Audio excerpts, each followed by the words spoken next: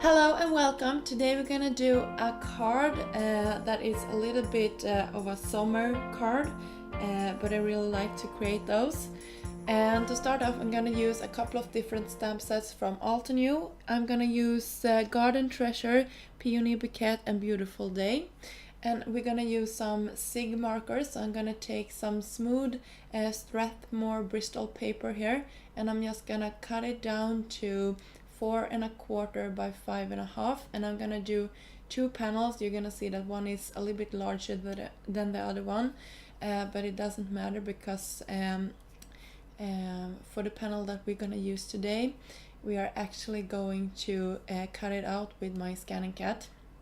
So I'm starting off with just laying out a couple of stamps that I think would like pair up good in this cluster of flowers that we're gonna create. And I have been sort of into doing more masking cards lately, so I thought it would be a good thing to show it. And I'm here taking a picture with my phone of how I think I want to assemble this. So now we're starting off. I'm just taking some Versa mark and just inking this up, and now I'm gonna show you my daughter. She was sitting beside me when I was crafting. Felicia, vad gör du? Felicia, what are you doing? Are you playing around with mommy's stuff?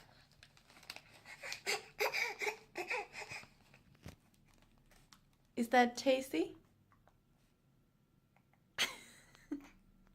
Is it good? So now we're back to the card. I'm sorry, I just had to include it because I thought she was so adorable. So when I did this is actually that second panel that we are creating. She was sitting and playing with my stamps beside me, so cute. So here I'm taking some masking paper and I'm just taking a scissor and cutting this mask out, and then we're gonna adhere it on top of that panel. That image that we already have been stamping out. And you can see here I'm actually speeding this up quite a bit because I cannot fussy cut that fast. So I'm just placing that mask off. This paper is like a post-it note. It's sticky all over the back side, so I really like it for masking. And it's pretty heavy, so it's good for if you're doing a lot of inking. And I found it at Biltema here in Sweden, so I don't know if you can find it somewhere else, but if you live in Sweden you can definitely find it there. So here I'm just placing a couple of more, and I like the Misty because I can double stamp them if I don't get a good impression the first time. And as you can see, the Bristol paper here is a little bit yellow. It's not that bright white that I really like, so you can see the contrast to that masking paper that we are using. So it's a good thing, I think, that we are gonna cut this out so we get a better background later on, because I really like bright white paper when I'm creating cards. I don't know what it is, but I really like it. So that was one of the cards. Actually, in this video we're not gonna use that one, so we're gonna skip ahead and do the second one.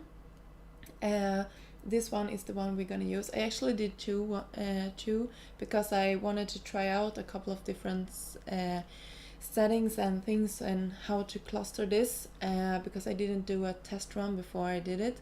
So I really like the second one a little bit better because they had the two flowers from the Peony Bouquet, and I really like that flower. It's good for coloring, especially when you're doing it with the SIG markers.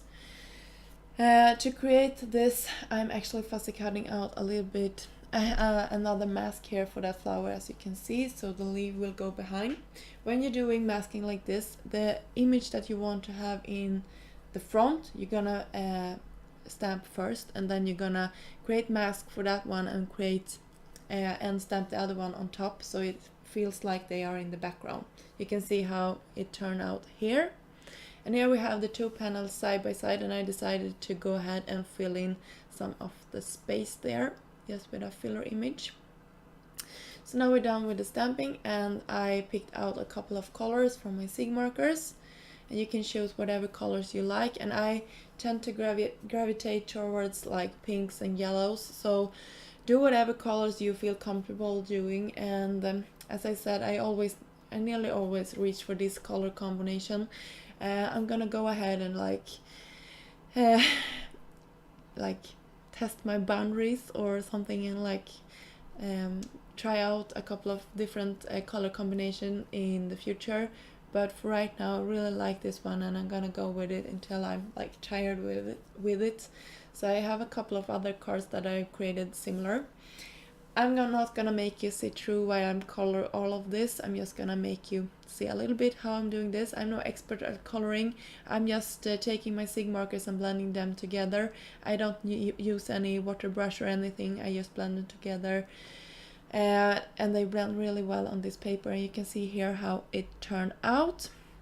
And I actually took it over to my scanning CAD and cut it out, and you can see the result here, and I really liked it. So now I'm taking a background stamp, and that same Versamark ink that we used in the beginning, and I'm gonna cover the entire panel here with these stripes, and I'm just taking a scrap piece of paper to not get my hands all inky. So I'm pressing this very carefully down, and then I'm peeling it off, and you can see the beautiful result. Versamark ink is ink that takes a little bit of time to dry, so I'm careful here where I'm trying and playing around with it. I die cutted this out of with some stitched dies from Lawn Fawn. And for the background, I'm taking some gray cardstock. I've really been liking to have a different color on my card bases lately, so I'm having that one here too. I really think it creates a nice interest. To the background of our focal point here, the flowers that we create, I took some fun foam tape and just gonna bump this up for a little bit of extra dimension on this card. So here I'm gonna place it down at a diagonal line here. And then I'm gonna coat the entire flowers, all the flowers, with this Spectrum Noir shimmer pen. And if you're not careful, you can actually move the colors with this pen. So I'm actually, I don't think you can see it, but I'm inking it off to the side when I'm switching colors, and doing this really carefully. And I hope you can see all that shimmer that it creates. It's really beautiful in real life. And now I'm gonna take some Heidi Swap color shine in the gold finish. And if I had known I was gonna do this, I actually thought I would gonna like the gold on top of the flowers, but I didn't. So I ended up taking the only drop that landed on it away, and I'm just sucking up a little bit extra there, so it takes a little bit less time to dry. And I actually off camera stamped a sentiment for this card that says heartfelt thanks. That one is from Mama Elephant stamp set. You can find a similar one from MFT. Sorry, not MFT, maybe you can do that too, but I was thinking of Alt New. And I'm taking a black glaze pen to the center part of the flowers, just to create a little bit more dimension and like pop of interest, because that's a stark black pen. Adhering my panel down to the card base, and now we're gonna use some Pretty Pink Parts sequence, excuse me, in the clear finish mix. And I'm just gonna take some multimedia matte to adhere them to the panel.